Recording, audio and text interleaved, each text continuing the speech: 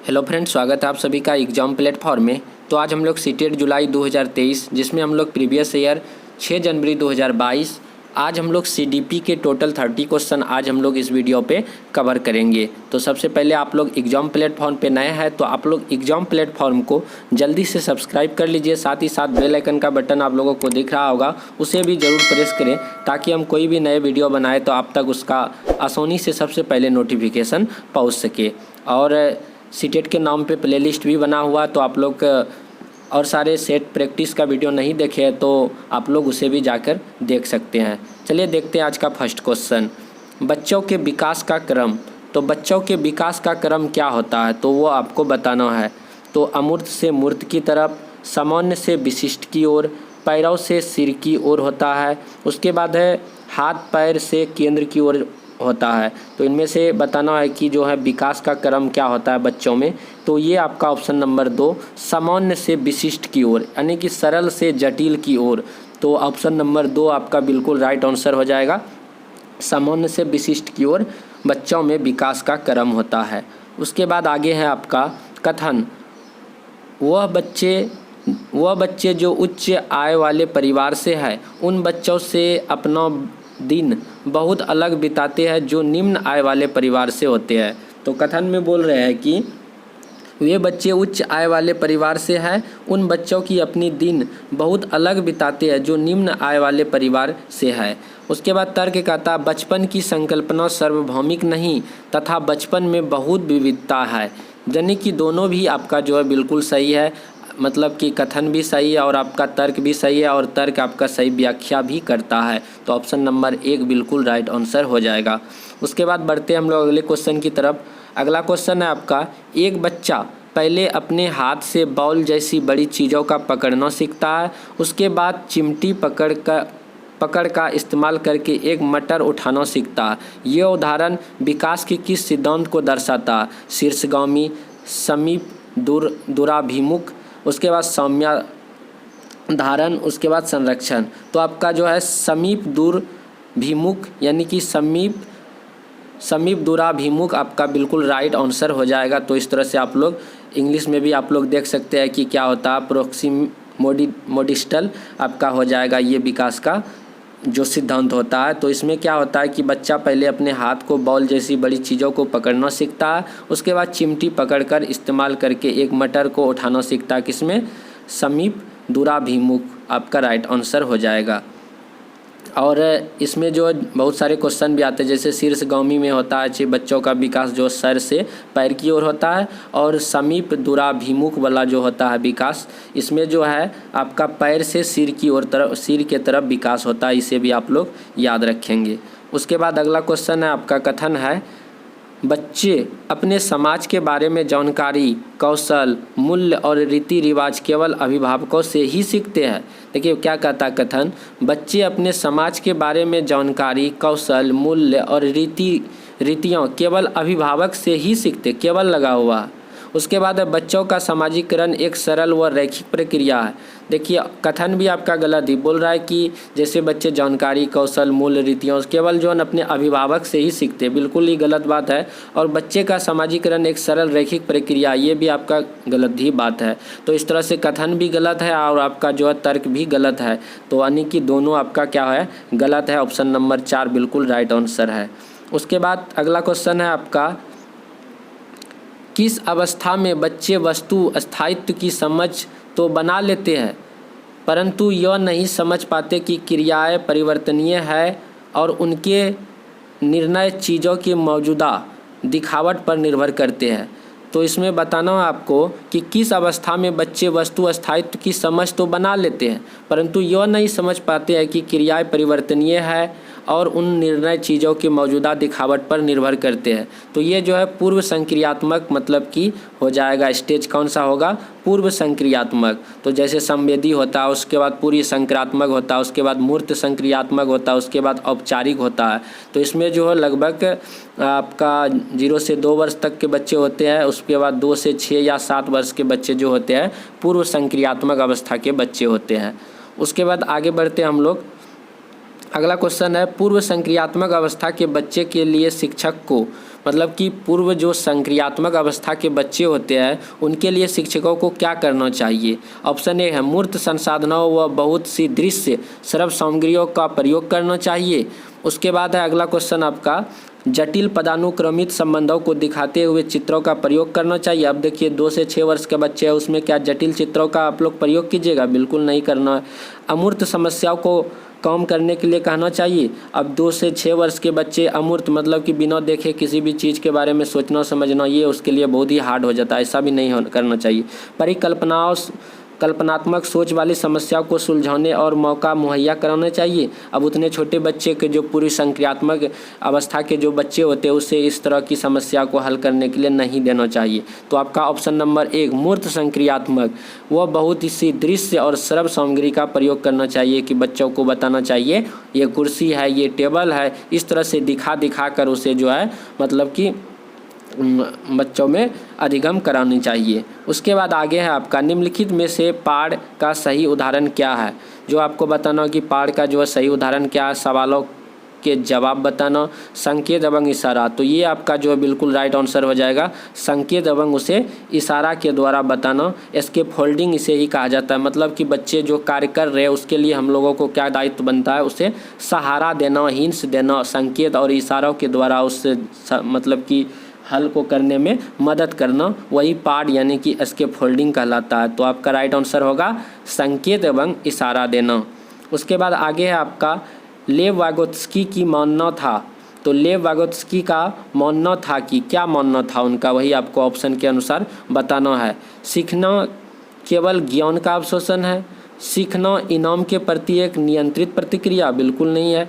ज्ञान के शिक्षकों द्वारा विद्यार्थियों को निष्क्रिय तरीक़ों से पोषित करना, निष्क्रिय तो गलत, सीखना केवल तो गलत। उसके बाद ज्ञान का सह निर्माण उस क्षेत्र में होता है जो बच्चे के स्वतंत्र रूप से कार्य करने व दूसरों की मदद करने में है। तो ये आपका पॉजिटिव है, बिल्कुल राइट आंसर ऑप्शन नंबर 4 सही जवाब है। उसके बाद आगे है आपका अगला क्वेश्चन, लॉरेंस कोहेलबर्ग जो आपके मतलब कि नैतिकता का सिद्धांत दिया है, कौन, लॉरेंस कोहेलबर्ग। तो लॉरेंस कोहेलबर्ग द्वारा प्रतिपादित नैतिक विकास के किस स्तर पर व्यक्ति यह तर्क करता है कि मानवाधिकार व न्याय सबसे जरूरी है, भले ही वह सामाजिक कानून के खिलाफ है। मतलब कि लॉरेंस कोहेलबर्ग के द्वारा जो नैतिक विकास को प्रतिपादित किया है वह किस स्तर के व्यक्ति यह तर्क करते हैं कि मानवाधिकार व न्याय सबसे ज़रूरी है, मानव का अधिकार और न्याय जो है सबसे अधिक ज़रूरी है और भले ही वह सामाजिक कानून के खिलाफ हो। तो ये आपका हो जाएगा ऑप्शन 4 जो है सार्वभौमिक नैतिक सिद्धांत अभिविन्यास, ये आपका बिल्कुल राइट आंसर हो जाएगा। तो बच्चे कभी कभी जो होते हैं इस मतलब कि एज के जो बच्चे होते हैं मतलब कि इस तरह के जो नैतिक होते हैं मानवाधिकार के लिए और न्याय बहुत ही ज़रूरी है, बट यदि वह मतलब कि किसी भी आदमी का जान यदि बचाया जा सकता है उस नियम को तोड़ के, तो वह आदमी जो है उस चीज़ को कर लेते हैं और यहाँ तक कि अपना जान भी दे देते हैं। तो यह सार्वभौमिक नैतिक सिद्धांत अभिविन्यास है। जैसे वीर भगत सिंह मतलब कि वह जो है एक मतलब कि दूसरों के लिए ही बोल सकते हैं, यानी कि देश के लिए अपना जान भी निछावर कर दिया। तो इस तरह के जो होते हैं सार्वभौमिक में आ जाते हैं। उसके बाद आगे है आपका, एक प्रगतिशील कक्षा में अधिगम। एक प्रगतिशील कक्षा में अधिगम सीखने सिखाने की क्रिया किस प्रकार होगा। एक सरल प्रक्रिया है, एक सामाजिक प्रक्रिया है, यहाँ पे केवल औपचारिक अनुदेश द्वारा ही हो सकता है, केवल लगा हुआ तो गलत हो जाएगा। परीक्षाओं पर प्रतिबंधात्मक है, ये भी गलत हो जाएगा। एक सामाजिक प्रक्रिया है, तो इस तरह से आपको बताना है कि ये कौन सा ऑप्शन सही होगा। तो एक प्रगतिशील कक्षा में अधिगम कैसा होता है, एक सामाजिक प्रक्रिया के द्वारा होता है, ये आपका ऑप्शन नंबर 2 बिल्कुल राइट आंसर हो जाएगा। उसके बाद है आगे आपका क्वेश्चन, हावर्ड गार्डनर के अनुसार निम्नलिखित में से कौन सा कथन सही है। तो हावर्ड गार्डनर के अनुसार बताना है कि आपका कौन सा कथन सही है। तो बुद्धिमत्ता को परिभाषित व विकसित नहीं किया जा सकता, हर व्यक्ति में विविध प्रकार की बुद्धिमत्ताएं होती है, बिल्कुल सही बात है। हावर्ड गार्डनर साहब ने बताए थे कि हर एक व्यक्ति में मतलब कि अलग अलग प्रकार की बुद्धि पाई जाती है और बहुबुद्धिवाद का सिद्धांत भी आपका हावर्ड गार्डनर साहब ही दिया है। तो हर व्यक्ति में विविध प्रकार की बुद्धिमत्ताएं होती है, किसने कहा, हावर्ड गार्डनर ने बताया।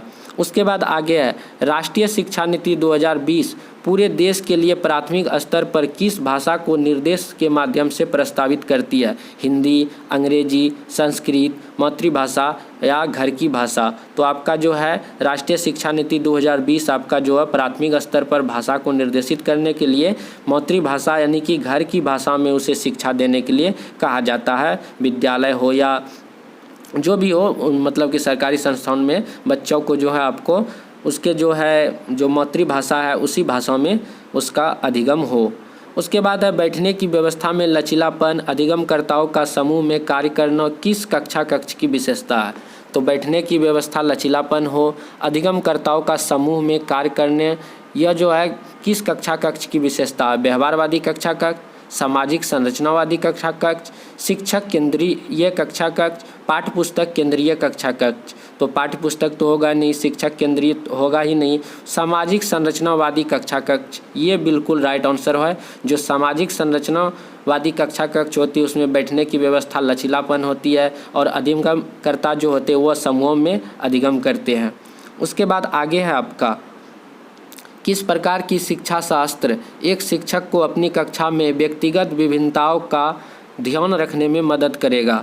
तो किस प्रकार के शिक्षा शास्त्र एक शिक्षक को अपनी कक्षा में व्यक्तिगत विभिन्नताओं को ध्यान में रखने के मदद करेगा? तो मानवीकृत व समान, पूरी तरह से परीक्षाओं पर केंद्रित, पूरी तरह से पाठ्य पुस्तकों पर केंद्रित, ये सारे ऑप्शन जो आपका बिल्कुल ही गलत है। तो संलग्न व संदर्भित ये बिल्कुल आपका राइट आंसर हो जाएगा। तो देखिए यहाँ पे ऑप्शन 3 पूरी तरह से पाठ्य पुस्तक पर केंद्रित ही बता रहा, तो इस तरह से गलत हो जाएगा। पूरी तरह से परीक्षाओं पर केंद्रित बता रहा, ये तो गलत हो जाएगा। उसके बाद मानवीकृत व एक समान, तो मानवीकृत वर्ड जहाँ भी आएगा तो आपका गलत ही हो जाएगा। तो संलग्न और संदर्भित हो तो यह आपका बिल्कुल राइट आंसर होगा। उसके बाद आगे है आपका राष्ट्रीय शिक्षा नीति 2020 के अनुसार मूल्यांकन का उद्देश्य क्या है? तो बताना है कि राष्ट्रीय शिक्षा नीति 2020 के अनुसार मूल्यांकन का उद्देश्य क्या है? रटने की क्षमता का परीक्षण, ये बिल्कुल गलत है, रटन है तो गलत हो ही जाएगा। पुनरुत्पादन व याद रखने की क्षमता, याद रखना, ये भी आपका जो है सीटेट में नहीं चलता है। उसके बाद आगे आपका बच्चों को सीखने की प्रक्रिया में मदद करना, पूरे देश में बच्चों की तुलना तो बिल्कुल ही गलत ही हो जाता है। कंपैरिजन बच्चों में करेंगे तो बच्चों के जो है उसका मनोदशा जो बहुत ही मतलब कि लो हो जाएगा और उसे बार बार उसी बात का जो है डर होने लगेगा कि बार बार हमको जो दूसरे बच्चे से कंपैरिजन करता है और हम पढ़ने में कमज़ोर है, तो उससे जो है और भी बच्चे जो कमज़ोर हो जाएंगे। तो बच्चों को सीखने की प्रक्रिया में मदद करना ये बिल्कुल राइट आंसर हो जाएगा। तो ऑप्शन नंबर 3। उसके बाद आगे आपका समावेशन का क्या अर्थ है? तो बताना है कि समावेशन का क्या अर्थ है। सभी विद्यार्थियों का उनका सामाजिक पहचान में निरपेक्ष होकर अपनाना, ये आपका बिल्कुल राइट आंसर हो जाएगा। सभी विद्यार्थियों का उनकी सामाजिक पहचान से निरपेक्ष होकर उसे पहचानना, ये बिल्कुल आपका राइट आंसर हो जाएगा, ऑप्शन नंबर 1। उसके बाद है अगला क्वेश्चन है आपका विविध सांस्कृतिक पृष्ठभूमि के विद्यार्थियों को सफलतापूर्वक सम्मिलित करने के लिए शिक्षक को निम्नलिखित में से किससे बचना चाहिए? तो विविध सांस्कृतिक पृष्ठभूमि के विद्यार्थियों को सफलतापूर्वक सम्मिलित करने के लिए शिक्षक को निम्नलिखित में से किस चीज़ से बचना होगा? हर विद्यार्थियों को पहचाने और उनका सम्मान करें, सही बात है। प्रभुत्वशाली समूहों का अनुभवों को प्राथमिकता है। उसके बाद शिक्षण की सामग्री में विविधता शामिल करें, ये भी सही बात है। कक्षा में सांस्कृतिक संवेदनशीलता का अभ्यास करें, ये भी सही बात है। लेकिन ऑप्शन नंबर 2 जो है आपका प्रभुत्वशील समूहों के अनुभवों को प्राथमिकता देना, ये आपका बिल्कुल ही राइट आंसर, मतलब कि यही आपका जो ऐसा नहीं करना चाहिए और इस चीज़ से जो है शिक्षकों को बचना होगा। तो ये वाला आपका ऑप्शन नंबर 2 बिल्कुल ही राइट आंसर हो जाएगा, ऑप्शन नंबर 2। तो ऑप्शन नंबर 2 आपका बिल्कुल राइट आंसर है। उसके बाद आगे है आपका डिसलेक्सिया मुख्य रूप से किस कठिनाई से जुड़े हुए हैं? तो डिसलेक्सिया जो मुख्य रूप से किस कठिनाई से जुड़ा हुआ, तो आपका बिल्कुल राइट आंसर हो जाएगा पढ़ना से, यानी कि पठन कौशल से संबंधित है डिसलेक्सिया। उसके बाद आगे आपका निम्नलिखित में से कौन सा अभ्यास अधिगम अक्षमता वाले विद्यार्थियों का समावेशन सुनिश्चित करने में प्रभावी होगा?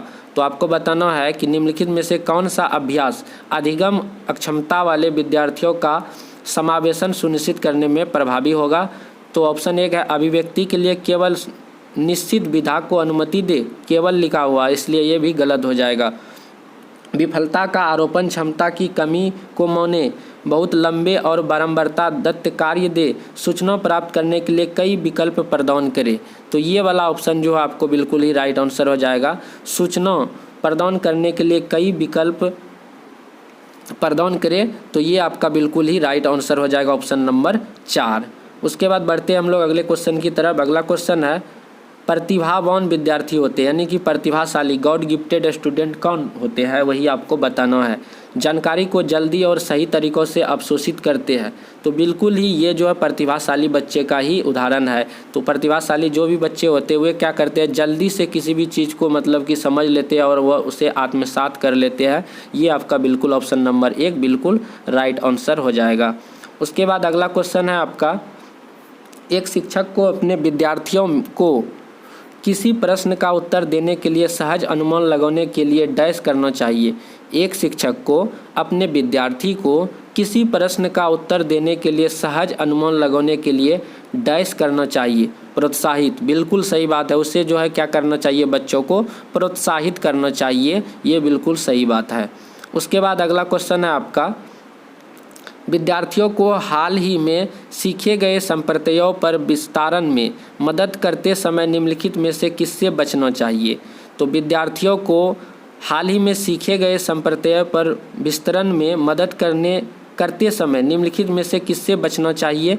तो ऑप्शन 1 में है आपका विभिन्न उप संप्रदायों के बीच संबंधों का क्रियान्वित करना, संप्रदायों के उदाहरण और गैर उदाहरण बनाना, अधिग्रहित जानकारी को नई समस्याओं पर लागू करना, उसके बाद है बोर्ड पर लिखना और विद्यार्थियों से इसे बिना समझे नकल करने के लिए कहना। ये बात बिल्कुल आपका राइट आंसर हो जाएगा। यहाँ पे क्या कहता है, बोर्ड पर जो भी चीज़ लिखा हुआ है तो बच्चा बिना समझे उस चीज़ को एकदम लिखते जाओ, ये आपका बिल्कुल ही गलत बात है। तो ये आपका ऑप्शन नंबर 4 आपका राइट आंसर हो जाएगा, ऑप्शन नंबर 4। तो क्वेश्चन क्या है, एक बार देख लीजिए क्वेश्चन, विद्यार्थियों को हाल ही में सीखे गए संप्रदायों पर विस्तारण में मदद करते समय निम्नलिखित में से किससे बचना चाहिए। तो किससे बचना चाहिए, तो आपका राइट आंसर हो जाएगा बोर्ड पे लिखना और विद्यार्थियों से इसे बिना समझे नकल करने के लिए कहना। उसके बाद अगला क्वेश्चन है आपका, किस तरह के पाठ्यक्रम को लागू करके विद्यार्थियों की विफलता को कम किया जा सकता है। तो बताना है कि किस तरह की पाठ्यक्रम को लागू करके विद्यार्थियों की विफलता को कम किया जा सकता है, जो उनके सामाजिक संदर्भ से जुड़ा हो, जो अत्यधिक चुनौतीपूर्ण और जटिल कार्य हो, जो उनके दैनिक जीवन के लिए अप्रासंगिक हो, जो अमूर्त से सरल की ओर बढ़ता हो। तो आपको बताना है कि क्या होगा। तो इस तरह से जो उनके सामाजिक संदर्भों से जुड़ा हुआ हो, इस चीज़ को मतलब कि करना चाहिए। तो किस तरह के पाठ्यक्रम को लागू करके विद्यार्थियों की विफलता को कम किया जा सकता है। तो विद्यार्थियों को क्या करना, उनके सामाजिक संदर्भों से सभी बातों को जोड़ना होगा, तभी वह बच्चे अच्छे से सीखेंगे। उसके बाद अगला क्वेश्चन है, सार्थक सीखने के लिए निम्न में से क्या महत्वपूर्ण है। सार्थक सीखने के लिए निम्न में से क्या महत्वपूर्ण है, आपको बताना है। तो पहला ऑप्शन है बच्चों में प्रतिस्पर्धी संस्कृति का विकास करना, बच्चों के विचारों और अनुभवों को जगह देना। उसके बाद है अगला क्वेश्चन, जानकारी को पृथक खंडों में प्रस्तुत करना। उसके बाद है ऐसे उदाहरण देना जो विद्यार्थियों के सामाजिक संदर्भों से संबंधित नहीं है। तो आपको बताना है कि कौन सा ऑप्शन जो है इसका सही जवाब हो जाएगा। तो इसमें जैसे है आपका बच्चों के विचारों और अनुभवों को जगह देना, ये आपका बिल्कुल राइट आंसर हो जाएगा। तो बच्चे जो है सार्थक मतलब कि सही चीज़, सही अर्थ सीखेंगे। कब सीखेंगे, जब बच्चों के विचारों और अनुभवों को आप क्या करेंगे, जगह देंगे, उससे प्रोत्साहित करेंगे, तभी वह बच्चे सार्थक चीज़ें सीखेंगे। उसके बाद अगला क्वेश्चन है आपका, विद्यार्थियों को नए संप्रदाय पढ़ाते समय शिक्षक को निम्नलिखित में से किससे बचना चाहिए। विद्यार्थियों को नए चीज़ों को पढ़ाते समय शिक्षक को किस चीज़ से बचना चाहिए आपको बताना है। तो पहले जटिल अवधारणा को प्रस्तुत करें, फिर सरल, इस चीज़ से बचना चाहिए शिक्षक को। पहले मतलब कि ऐसा नहीं करना चाहिए कि शिक्षक है तो आप पहले मतलब कि कठिन चीज़ों को पहले पढ़ाएंगे, फिर आसान चीज़ों को बाद में पढ़ाएंगे, ऐसा नहीं करना है। तो शिक्षक है तो आप पहले आसान बातें बच्चे को समझाइए, फिर उसके बाद लेवल को थोड़ा से उससे मतलब कि हाई करते जाइए, तब उसको सिखाइए। तो इस तरह से आपको इस चीज़ से क्या होगा, शिक्षक को बचना पड़ेगा। उसके बाद आगे है आपका क्वेश्चन, विशिष्ट जानकारी के स्मरण पर तो विशिष्ट जानकारी के स्मरण पर आधारित प्रश्न का उत्तर देने के बाद एक विद्यार्थी इस बात पर विचार कर रहा है कि इस कार्य में किन संकेतों ने उसकी मदद की। ऐसे करने से विद्यार्थी डैश का विकास कर रहा, विलंबित नकल का, आत्मकेंद्रियता का, अधिसंज्ञान का, अति औचित्य का। तो इसमें अधिसंज्ञान ऑप्शन नंबर 3 बिल्कुल राइट आंसर हो जाएगा। उसके बाद अगला क्वेश्चन है आपका, लक्ष्य प्राप्त करने के चरण दर चरण निर्देश को डैश कहा जाता है। तो लक्ष्य प्राप्त करने के चरण दर चरण निर्देश को क्या कहा जाता है? कलन विधि, स्वतः शोध प्रणाली, साधन लक्ष्य विश्लेषण, स्मृति सहायक विधि।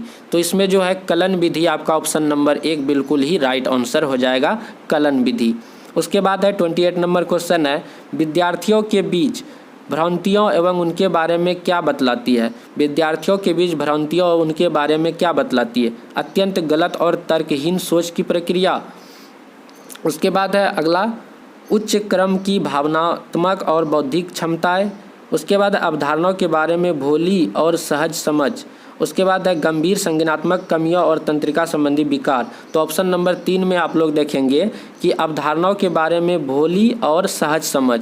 तो मतलब कि उस तरह की अवधारणाओं को बच्चे से निकाल देना चाहिए कि जो मतलब कि गलत फहमी बच्चे हो गए और उस चीज़ को हमेशा मान के बच्चे चल रहे हैं। तो ये मतलब कि सही आंसर हो जाएगा। तो विद्यार्थियों के बीच भ्रांतियाँ उनके बारे में क्या बतलाती है? तो अवधारणाओं के बारे में भोली और सहज समझ आपका राइट आंसर ऑप्शन नंबर 3 हो जाएगा।